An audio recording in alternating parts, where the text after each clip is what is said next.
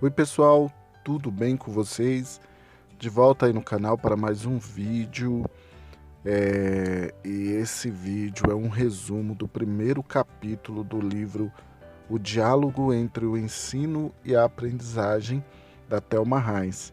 Esse primeiro capítulo é o Meu Batismo de Fogo, tá? Hoje eu vou fazer um breve resumo sobre este livro aqui.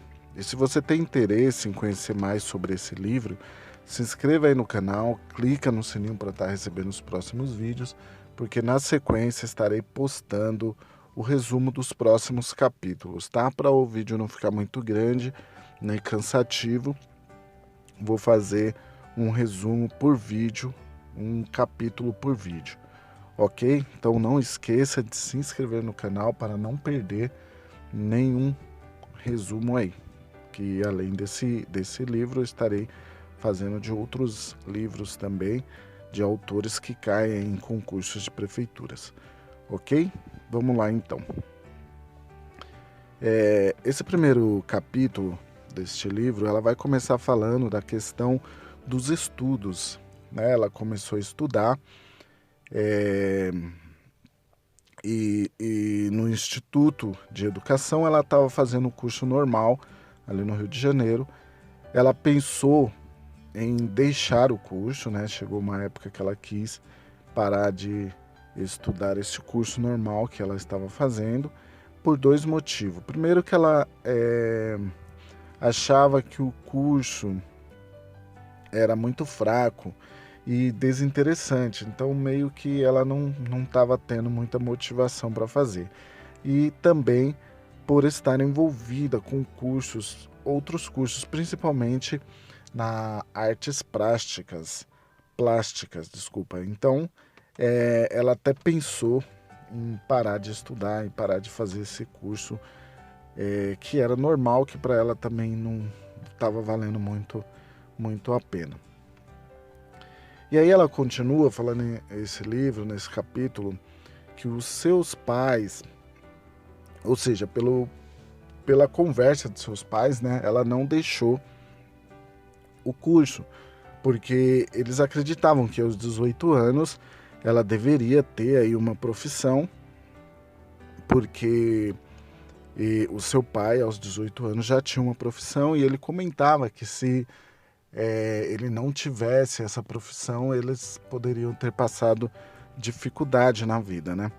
Mas devido a essa conversa, ela continuou então estudando. E durante os 2 anos estudou o curso normal e o curso de artes visuais, que era o curso que ela gostava. E aí, em 1962, no seu último ano do curso normal, pelo fato de haver mais vagas na primeira série para os novos alunos, o governo tomou 3 providências. Assim, pelo fato de não ter, de não haver mais vagas na primeira série devido aos alunos ter muitas repetências, então acabou que o governo precisou tomar algumas providências, e uma delas foi aprovar as crianças por decreto. Então, assim, as crianças da primeira série não reprovavam, elas já passavam então para a segunda série diante. A segunda providência que o governo precisou tomar foi montar escolas de madeira com telhado de zinco, e a terceira convocou as normalistas que estavam no último ano do curso para dar aula. Então, nessa ela acabou entrando também aí para dar aula na primeira série.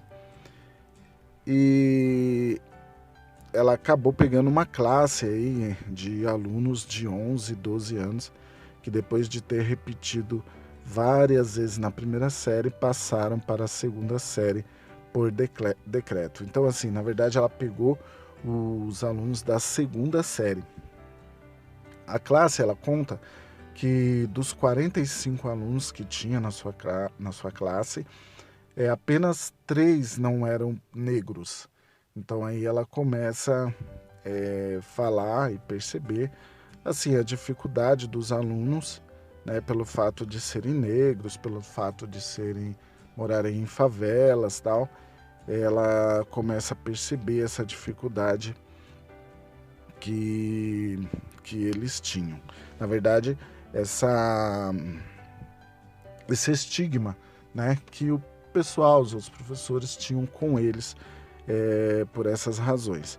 Percebi que alguns sabiam escrever algumas coisas, outros só copiavam.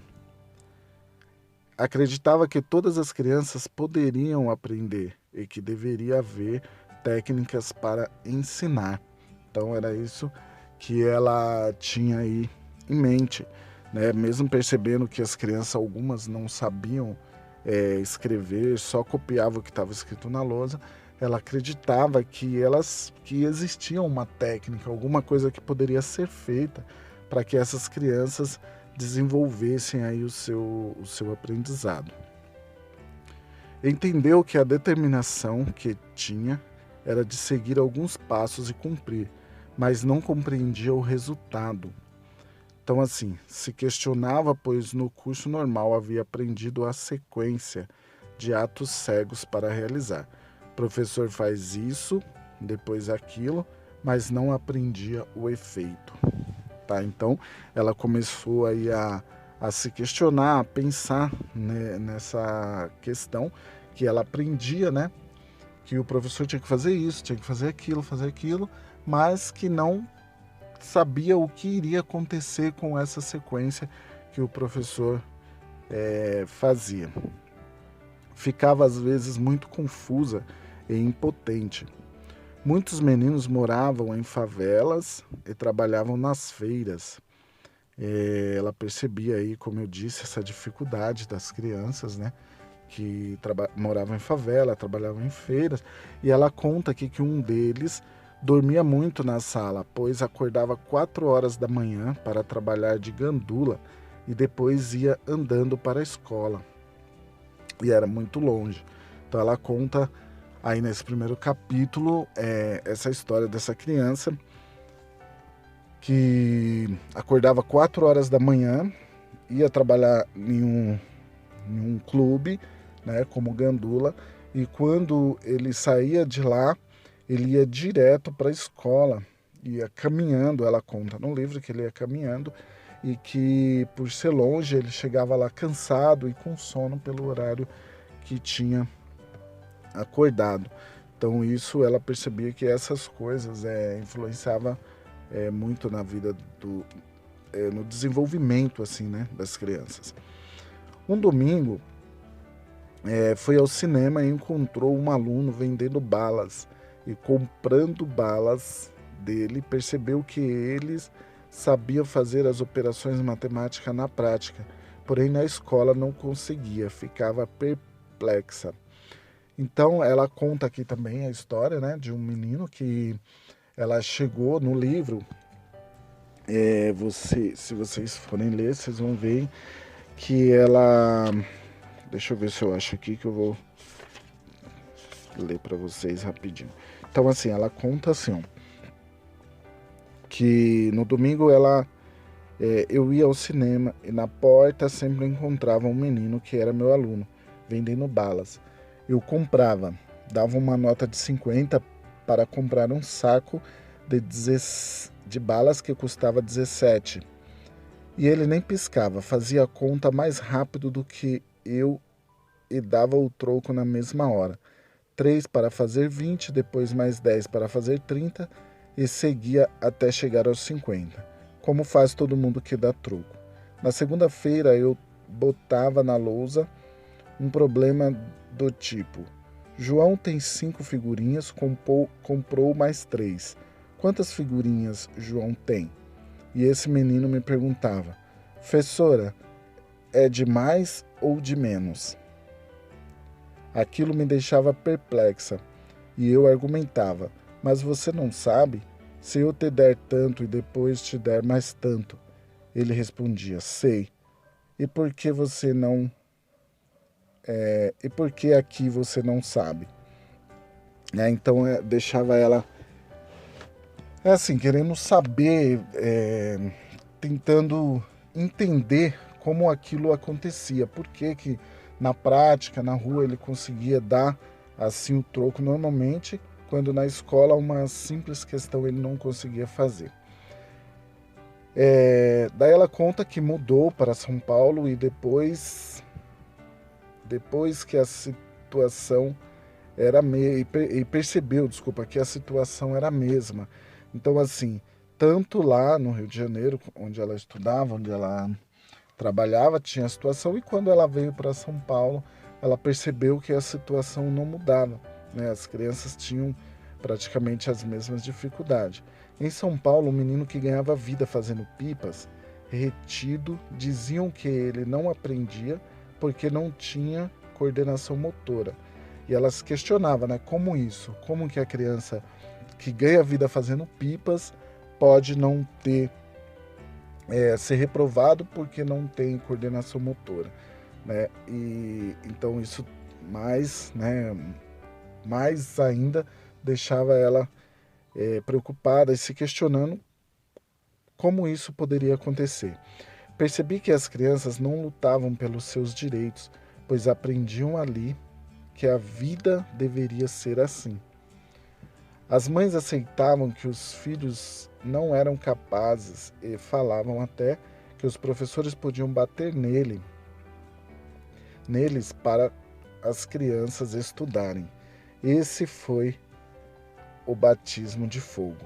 Então, assim, o ponto, né, principal onde ela fala sobre o título desse capítulo é esse, o batismo de fogo para ela, onde foi poder ver essas crianças com todas essas dificuldades, crianças de escola pública, crianças que moram em favela, crianças que trabalhavam desde cedo e que os pais aceitavam que eles deveriam ser assim porque tinham nascido assim, aprendiam, né, que isso era uma coisa normal. E isso chegou a deixar ela, a autora, assim, no caso, bem preocupada com relação a essas coisas que ela via no dia a dia. Percebeu que os professores não sabiam muito bem o que estava fazendo em sala de aula. Os professores só queriam que os alunos demonstrassem terem aprendido. Então, ela chegou um dia e foi conversar então com uma psicóloga do desenvolvimento que recomendou a ela que lesse Piaget, né? Então, ela foi tentar ler os livros de Piaget. Ela fala no livro que ela não conseguiu livro em português, né? Porque não tinha ainda na época. Ela teve que fazer as suas leituras em francês. Aprendeu que os alunos deveriam trabalhar em grupo. Nos livros lá de Piaget que ela estudou, ela entendeu, assim, percebeu que o trabalho em grupo iria ajudar, né, as crianças a desenvolverem. Se questionava porque diante da situação uma pessoa pode aprender e outra não. Sobre isso não conseguia informação. Desenvolveu muitos projetos com esses meninos. A classe tinha muito material, era do chão ao teto. Metade da aula fazia tarefa e a outra metade preparando projetos.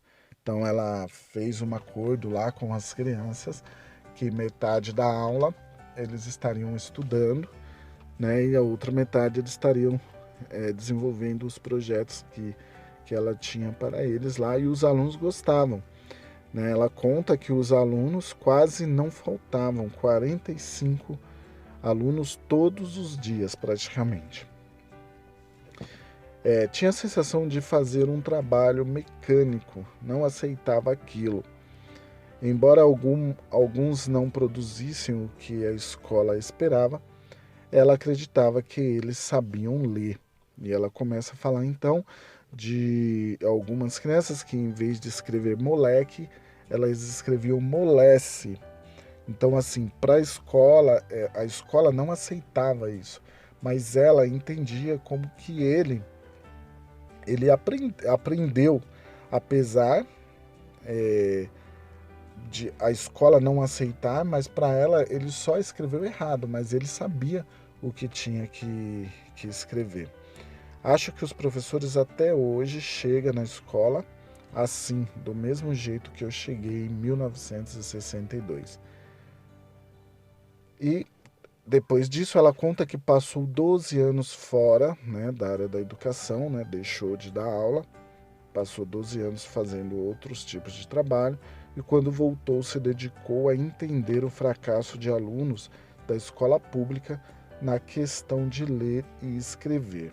Né? No livro ela conta que esses 12 anos que passou fora, ela nunca esqueceu dos seus alunos e das aulas, das situações que ela vivenciava antes, quando dava suas aulas.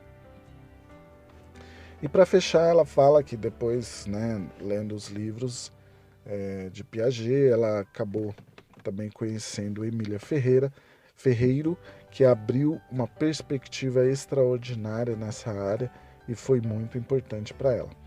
Finalizando, se tornou especialista em alfabetização. Mas, na verdade, minha questão é a fala dela, mas na verdade a minha questão é a aprendizagem, em especial a aprendizagem escolar. Então ela encerra aí falando isso, que a questão maior dela é a aprendizagem, em especial a aprendizagem escolar. Ok, pessoal? Então esse foi um breve resumo aí do livro O Diálogo entre o Ensino e a Aprendizagem, do capítulo 1. Comecei aí nesse primeiro capítulo, pretendo fazer todos os capítulos. Se você gostou, dá um like aí. Se você tiver algum comentário a fazer, faz aí um comentário para estar ajudando. E não esqueça de se inscrever no canal, clicar no sininho para receber os próximos vídeos. Ok, pessoal? Um abraço por ficar até aqui. Fica com Deus e até o próximo vídeo. Tchau.